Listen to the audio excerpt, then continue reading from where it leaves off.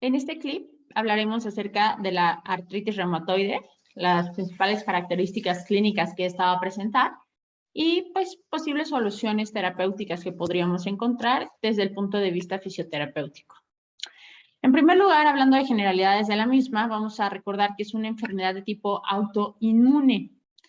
No se conoce de manera certera su etiología o la causa que la produce de manera puntual.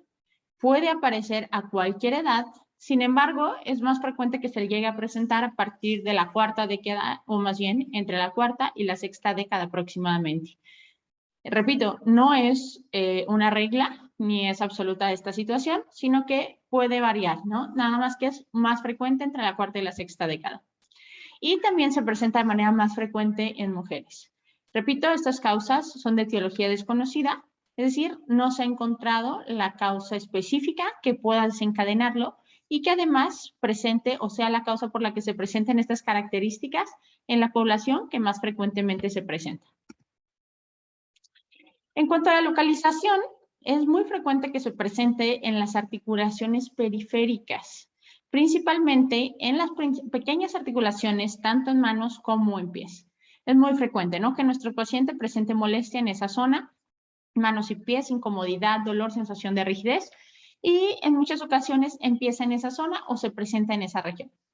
También se puede presentar de manera frecuente en la zona de la columna cervical.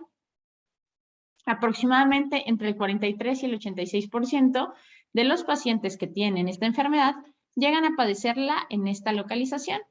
Principalmente a nivel ya de la columna cervical, se suele presentar a nivel de la articulación occipito-atlantoidea y atlanto-axoidea. Estos dos niveles o primeros niveles de las vértebras cervicales superiores suele ser donde más frecuentemente vamos a encontrar la artritis reumatoide. En cuanto a estudios de imagen, vamos a tener que se recomienda obtener imágenes de radiografías, ¿sí?, o rayos X, y podemos solicitar una AP con la boca abierta. Esto nos va a permitir evaluar cómo se encuentran C1 y C2 y observar si llega a haber alguna especie de luxación o inestabilidad en esta zona que podría generar algún tipo de compromiso neural. También se puede recomendar una radiografía lateral, ya sea en posición neutra, en máxima flexión o en máxima extensión. Cuando nosotros pedimos este tipo de radiografías, que se llaman radiografías dinámicas, nos sirven para identificar o conocer si existe algún tipo de inestabilidad importante. En ocasiones, en una radiografía neutra no tenemos la capacidad, ¿no?, o la visibilidad necesaria para observar todos los casos de posible inestabilidad. Sin embargo, al solicitar una flexión máxima o una extensión máxima, podemos ver si la simetría y la congruencia del arco que se forma ante la flexión y extensión entre los bordes anteriores y posteriores de los cuerpos vertebrales realmente es armónico o no. Si tenemos alguna listesis que se presente, es decir, un deslizamiento a alguno de los niveles, podríamos estarlo interpretando como alguna inestabilidad derivada de la falla de alguno de los ligamentos o estructuras estabilizadoras de la zona. Será de importancia y será a considerar para poder dar también el tratamiento adecuado y en su momento, si es así, poderlo compartir también con los médicos que estén atendiendo a nuestro paciente y hacer un trabajo multidisciplinario de la mejor manera posible. ¿Qué hallazgos podemos tener? Erosiones, especialmente las podemos encontrar en la apófisis odontoides y estas pueden llegar a ser muy extensas, muy amplias.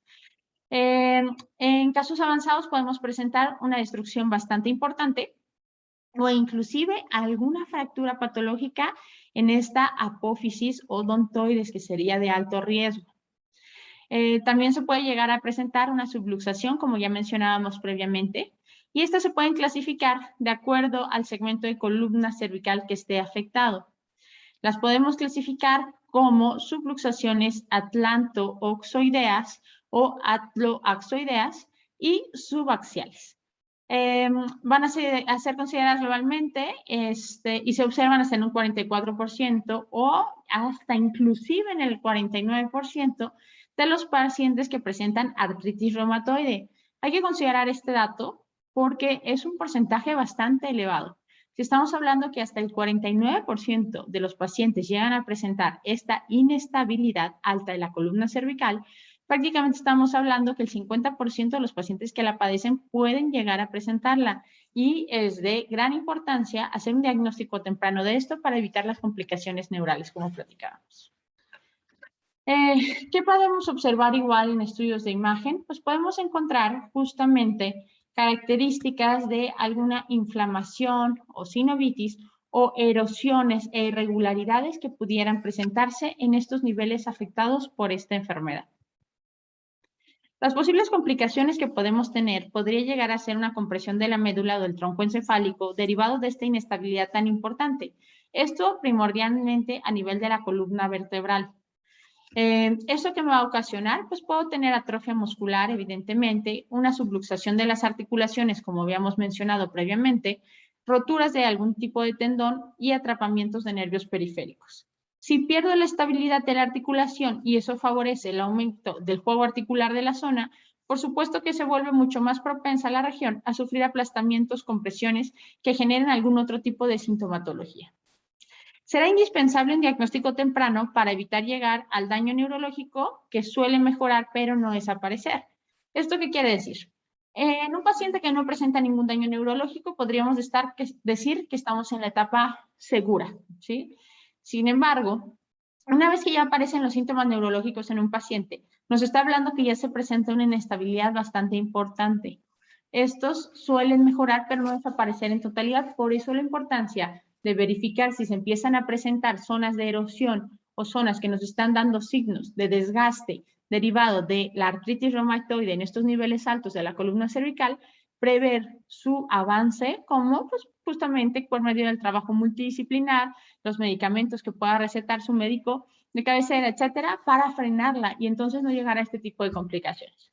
En estos pacientes, cuando ya se presenta el signo, ¿no? Los signos y síntomas de tipo neurales, ya prácticamente el tratamiento quirúrgico sería la mejor opción, ¿no? ¿Por qué? Porque nos va a ayudar justamente a controlarlo y ver la posibilidad de dar un poco de estabilidad a la región. Aquí podríamos ver ciertos desplazamientos vertebrales justamente derivados de una inestabilidad que podría ser generada de una artritis reumatoide por la degeneración de tejido que se va a presentar tanto a nivel óseo como a nivel conectivo. Entonces, cuando tenemos deslizamientos, pues empezamos a generar este tipo de compresiones o situaciones, ¿no?, adversas para la columna vertebral y, por supuesto, para el resto del tejido neural. El tratamiento en caso de datos neurológicos, referir de manera inmediata al neurólogo. Es indispensable recordar esto. Paciente diagnosticado o no diagnosticado, pero que a mí, ante la valoración clínica, me muestra daños de artritis, signos de artritis, perdón, y además yo identifico alguna situación neurológica, puede ser que se confirme además por estudios reumatológicos, etcétera, que esté trabajando con su reuma, pero de inmediato hay que buscar la opción de referirlo al neurólogo si presenta datos de este tipo. Evidentemente será necesario el tratamiento farmacológico, ya que la fisioterapia no va a curar la enfermedad como tal, sino que va a ir sobre los signos y síntomas que éste puede presentar. Sin embargo, es necesario un tratamiento integral para controlar el origen de la enfermedad o el proceso fisiológico que la está desencadenando, mientras nosotros trabajamos la funcionalidad, independencia y síntomas del paciente, como puede ser el dolor, signos como puede ser la pérdida de arco de movimiento y limitación. Entonces, nuestros principales objetivos serán la disminución del dolor, la disminución de espasmos musculares, porque como consecuencia del desgaste articular que se va a empezar a presentar, así como del daño a nivel de tejido conectivo, podremos encontrar justamente espasmos reflejos o consecuentes a esta situación, que buscará de alguna manera dar estabilidad y proteger la articulación que se está viendo afectada. Por eso es tan importante siempre verificar y complementar el tratamiento articular con un tratamiento integral que englobe el músculo, ya que muchas veces gran parte de los síntomas se están presentando derivados de la disfunción muscular. Mantener arcos de movimiento sin riesgos, evidentemente, si yo ya identifiqué que hay un proceso degenerativo importante a nivel de columna vertebral, donde se está presentando inestabilidad, voy a buscar mejorar arcos de movimiento o conservarlos sin llegar a posiciones extremas que pudieran generarme algún tipo de compresión neural o afectación. Activación de la musculatura de la zona para brindar estabilidad por medio de los mecanismos secundarios que serían la musculatura, ya que en su caso pudieran estar fallando los primarios como son las cápsulas articulares y los ligamentos. Mejorar la propiocepción de la zona. Esto ya sea a nivel de extremidades, como platicábamos, a nivel de manos, pies, miembros inferiores o superiores en general, pero también a nivel de mi cervical si esta está afectada. Entonces, propiocepción y estabilidad. Evidentemente, la activación de la musculatura irá muy de la mano con la mejora de la estabilidad de la misma y, por supuesto, con la propiocepción. Y esa integración del tratamiento sería el ideal para lograr grandes cambios y mejoras funcionales en nuestro paciente. Las estrategias a seguir pueden ser variadas para lograr estos objetivos. Siempre recordando que en periodos agudos donde se encuentra activa la artritis, evitemos la termoterapia o el uso de calor para evitar acelerar aún más el metabolismo y favorecer los procesos de daño articular.